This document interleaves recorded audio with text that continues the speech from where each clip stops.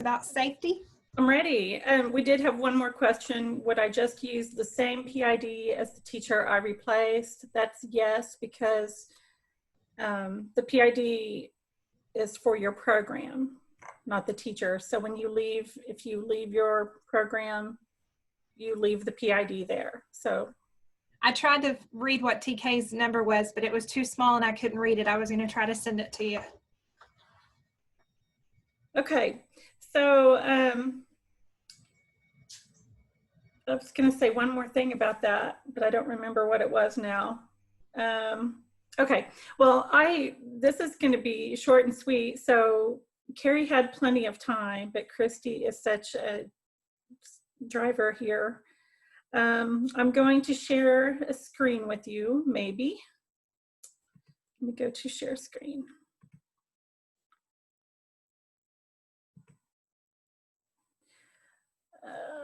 One participant can share at a time. Okay, here we go.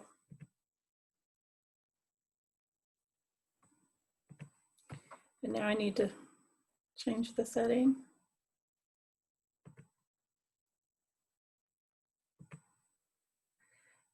Can you see my screen? Okay. I just need to move this. Okay, so we're going to talk about safety. This isn't going to take very long, but we have this set out separately because it is really important, even though it's not difficult and it's not going to take a whole lot of your time, but it is really important. So you may have heard a little bit about you're going to give your students a safety test, and you have to do this at the beginning of school. You want to do this before you move on to any other activities in your program. It doesn't matter whether you are in the BMITE program or whether you're in FACS. Everyone who is in a career tech program has to do this. It is a federal mandate. So in addition to doing this safety test, a safety section and a test with it, you have to keep track of it and have a record of it. All of your students also have to pass this test at 100%.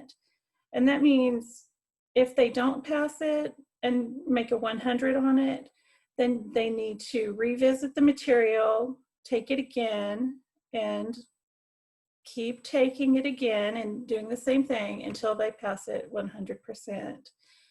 If you have students who are on an IEP, you're going to just pay attention to, follow your IEP and make modifications as you need to.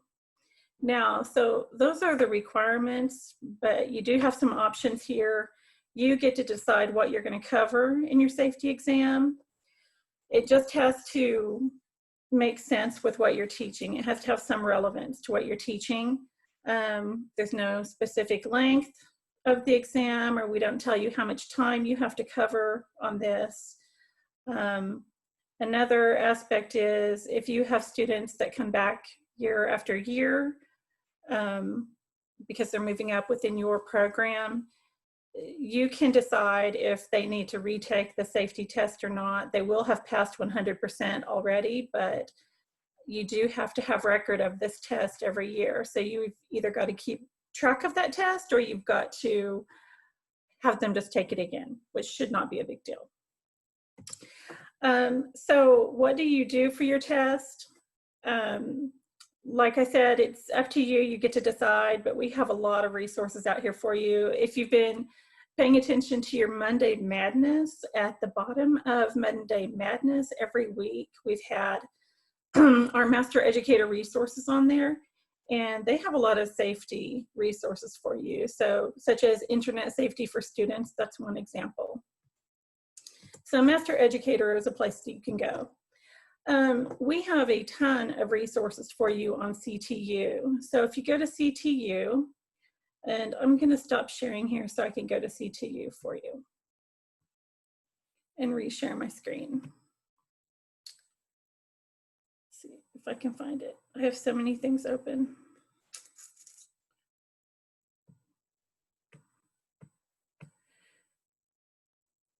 Let's see.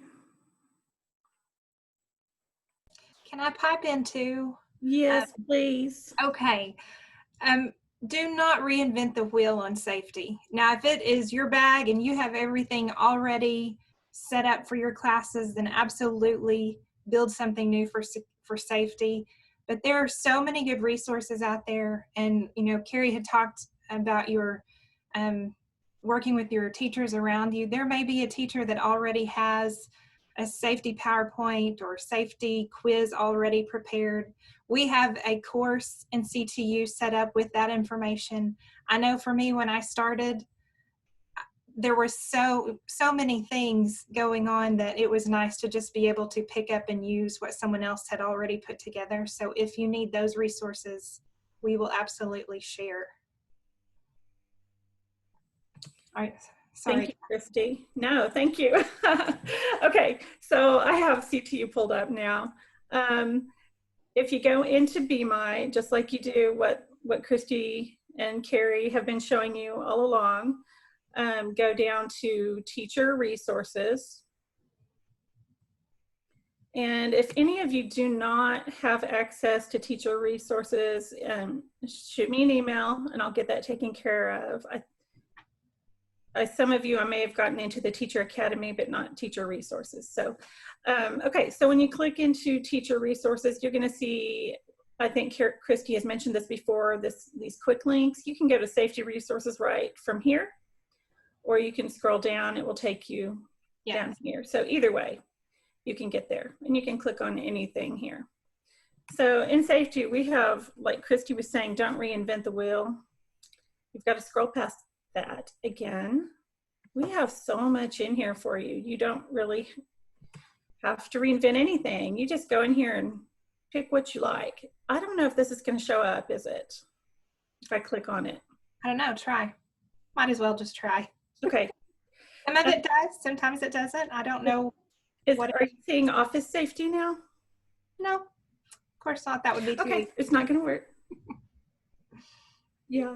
So on that link that you click on, we've got office safety, cyber safety. There's tons of lessons. There's quizzes, cyberbullying under safety resources. This one may pull up. Did that one pull up? Yes. There are exams and the keys to go along with it. There is just a ton of information here. I'm going to go back to this. So in safety, just look around in there and make this fun for your kids. This is your opportunity to do that, because we're not telling you how to do it. We're not telling you how long to make it, but we are telling you need to make it relevant to your class, and make sure that you have all of your students pass at 100%, do it at the beginning of the year, before you move on to other things. Get that taken care of. And I'm going to... Kathy, can I break in here for just a second? And, yes, please. And encourage you to make cyberbullying, cyber safety, make that be a part of this unit, because that's certainly appropriate to everything that we're teaching. So they need to know how to be safe online and how to be kind online. Very true.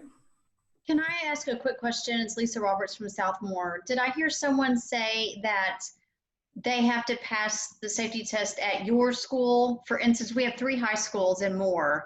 And if they started at Moore High School and they passed the safety test over there, and then they come to my class and say October, November, do I have to give them the safety test at Southmore? Or even if they come in from a different district? Is that what I heard someone say, or you say, Kathy? What do you say, Carrie? What would be the answer?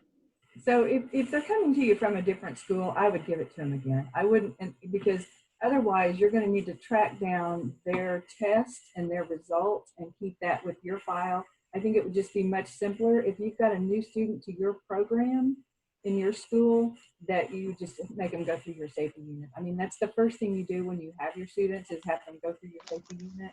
And yeah, I think it would be much simpler to do it that way. Okay, I just had to have proof that they passed the safety test, and it's just easier for me to give it to them again. Really? I would think so, yeah. Okay. Thank you. That's a good question. And there are examples in CTU on the page that I was just showing you of short little safety tests. So look at those, just play around in there and see if you find something that you like, but there are so many options.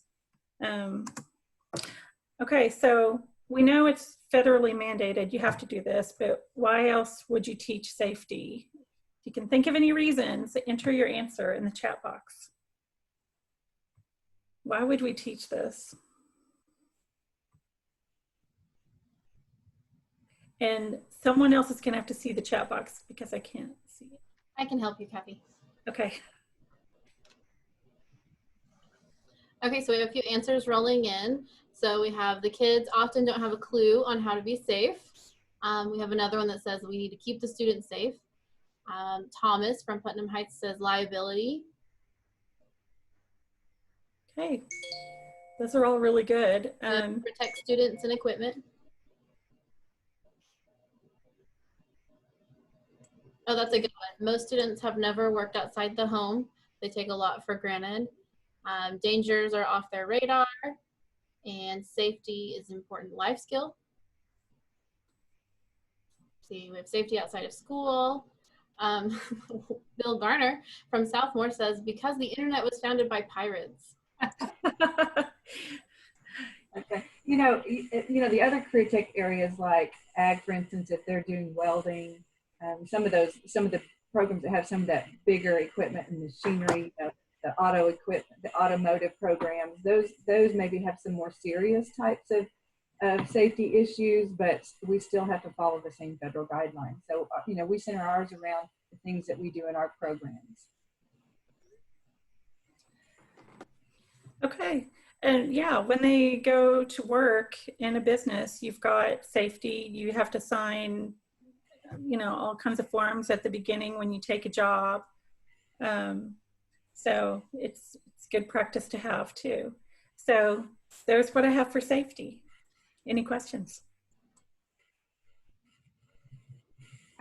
Okay, if there's no questions, then what we are going to do is we're going to take a group picture, or several of them actually. So if everybody will turn your camera